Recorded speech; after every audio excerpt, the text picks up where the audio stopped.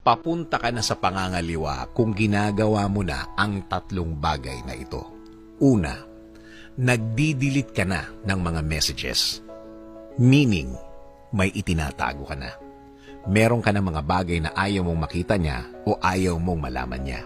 May mga bagay ka nang iniipon na isang araw malalaman niya at alam mong pagmumula ng diskusyon o away.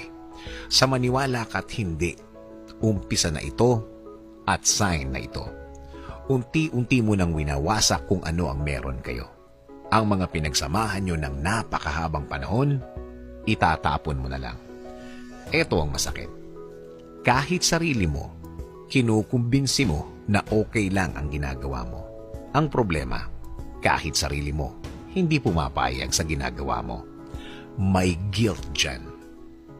Malaki. Pangalawa, naghahanap ka na ng wala. Eto na, hahanapin mo na ang mga bagay na wala naman talaga kayo, na hindi nyo naman talaga ginagawa. Nagko-compare ka na. In short, naghahanap ka na lang ng kunwari, hindi kayo masaya. Imbis na sa kanya mong sabihin, sa ibang tao mo sinasabi na kung magkwento ka, ikaw ang ape at matagal nang ikaw ang ape. Ito namang mga walang kwentang tao na kinukwentuhan mo. Alam na may problema kayo ng asawa mo. Ano-ano pa ang ipapayo na magpapalala ng sitwasyon. Isa pa, kapag naman tama ang payo ng kinukwentuhan mo, kokontrahin mo, babarahin mo, sosoplain mo, at sasabihin mong, hindi mo ko naiintindihan eh. Pangatlo, nagko-compare ka na sa ibang relasyon. Eto na, fault finder ka na. Talagang papunta ka na sa pangangaliwa. Iniisip mo na simula nang magsama kayo, mali na. Parang ang tagal mo nang nagtitiis. Aakalain mo na ang bagong kilala mo na ngayon ang destiny mo. Namumuhay ka na sa mundo ng kasalanan. Kasi, imagine ka na ng imagine. Paano nga kung magiging kayo nang nakilala mo? Kapag uuwi ka na, para ka nang pinapaso at gusto mo palaging may lakad. Wala kang pakialam kung weekend o kaya holiday.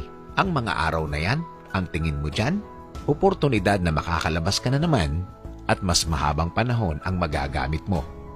Magagamit mo sa panluloko. Since nagagamit mo na ang supposed to be budget nyo, maapektuhan na ngayon ang gastos nyo sa pamilya. At oo, buong pamilya ang apektado. Alin man dyan ang mga nararanasan mo, mabuting tigilan na at tama na. Kaya mo napanood ang video na ito.